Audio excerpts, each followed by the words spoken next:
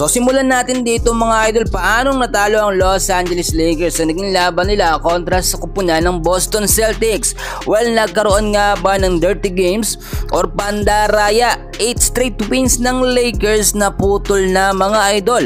Well, bago natin yan ipagpatuloy pag-usapan, please huwag niyo po munang kakalimutan na mag-like and subscribe sa ating channel. Maraming salamat po. Well mga kaibigan, sa record po ng Boston Celtics, kapag ka home court nila nagiging laban nila, napakabihira ho nilang matalo. Well, bakit kaya mga idol? Titignan natin sa naging game ng Celtics at ng Lakers. Well, nakita naman natin no, opening pa lang ng game no, sa crowd talaga pabor na agad sa Celtics. Usually, syempre, alam naman natin home court nila yan, sa kanila yan mga idol, wala tayong magagawa dyan. Pero pag sa home court ng Lakers, syempre, mga fans ng Lakers ang magsisigawan.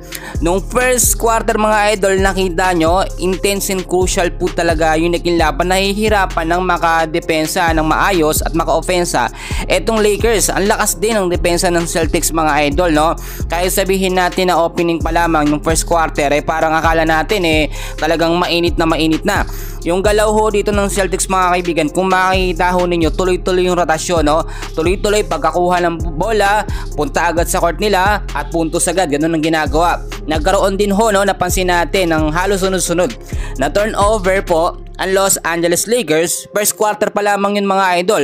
Tabla naman yung naging score doon nga po sa first quarter, which is kung titignan ninyo 33-33. Pero pagdating ho ng second quarter, nakita natin dito no, nagkaroon na ng maduming laban talaga. May sitwasyon dito na kung saan nga po tinamaan sa baba si Luka Doncic. Yung reaction ni Luka Doncic mga idol, kung makikita nyo talagang medyo parang napaangat pa yung ulo niya, no? Siyempre, alam nyo, pisikalan talaga yon at hindi natin ina-expect yung ganong klaseng game, no? Dahil 8 straight wins yung Lakers, hindi sila nakaranas ng ganyang kadumi maglaro, no? Hindi ho yung tinawagan ng referee. Ang sinasabi nila, hindi naman daw foul, no? Hindi naman daw dumikit, which is reaction lang daw ni Luka Doncic yung nangyari. Napakadaya mga idol, dahil kung titignan nyo talaga, foul yun, no? Dapat talaga tinatawagan ho yun ng referee. At kung titignan naman natin mga idol, sa starting 5 po ng Los Angeles Lakers, no, malakas yung nilineup ni JJ Redick, which is hindi pa rin naman nakapaglaro, no? Ito si Rui Hachimura, wala rin ho si Jackson Hayes bilang legit na sentro. Nandiyan naman si Vanderbilt, no? Si Austin Reeves available na, si Luka Doncic, Dorian Finney-Smith at si LeBron James, no? Nung second half, third and fourth quarter ng game, nagulat tayo sa nangyari.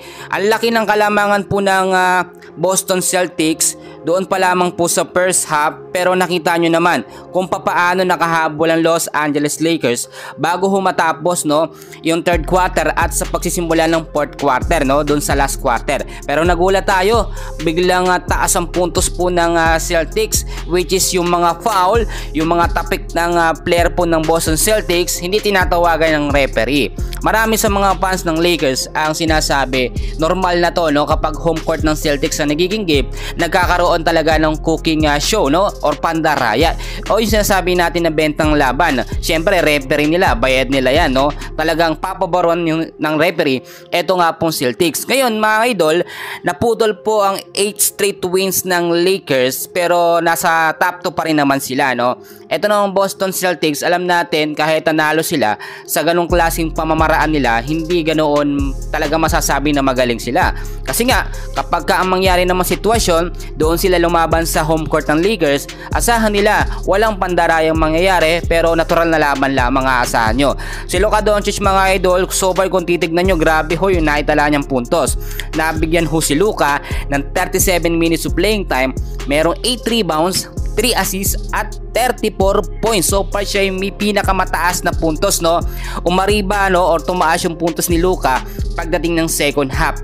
Intense and crucial, dyan talaga siya mas nagagamit, kaya hindi po siya inilalabas nito nga pong si JJ Redick. Ito naman pong si Austin Reeves mga idol, unti-unti na bumabalik ng rhythm niya sa paglalaro.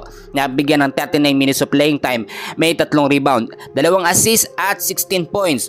Eto naman po mga idol si LeBron James, 35 minutes of playing time, meron hong 14 rebounds, 9 assists at 22 points. Medyo nagkaranas ng konting injury o sumakit yung binti ni LeBron James, kaya nagpunta siya, nagpahinga muna siya noong mga time na yon. Pero nakita nyo naman, so far nawala naman ng maayos na rhythm ang Lakers pag nababawasan yung superstar. Ang sinasabi ko dito mga idol, kapag ganitong intense and crucial talaga, balyahan at persahan, sobrang physical ang nagiging laban, dapat ang Lakers talaga mamisikal din. Ang ibig ko sabihin dito, dapat mas maglagay ng malalaki o mga big man nga po sa starting lineup po ng Los Angeles Lakers. Nakita natin Trey Jemison ginamit din mga idol. Pero sinasabi ko, kailangan dyan yung may matitigas talaga na pangangatawan, no? Si Luka, sinasamantala nila pero hindi nila kaya, no? Paano ko nasabing hindi kaya? Tignan nyo naman, hindi nila mabantayan kahit si Luka nakagawa pa rin ng 34 points, no, kahit sa lakas ng depensa ng Celtics.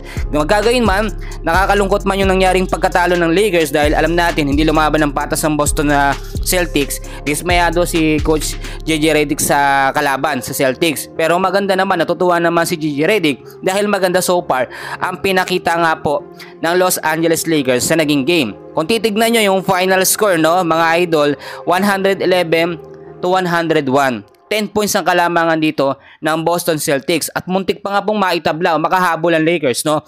Doon nga po sa fourth quarter. But so far, bawi na lang sa susunod na game ang Lakers. May mga ilang games pa, no? Kung di ako nagkakamali, 19 games pa. At kaya pang maka 45 to 50 games po ng Lakers na panalo para ma-secured o makapasok sila sa playoffs. Yan muna ang update natin for today. And please huwag kakalimutan mag-like and subscribe sa ating channel. Maraming salamat po sa inyong lahat.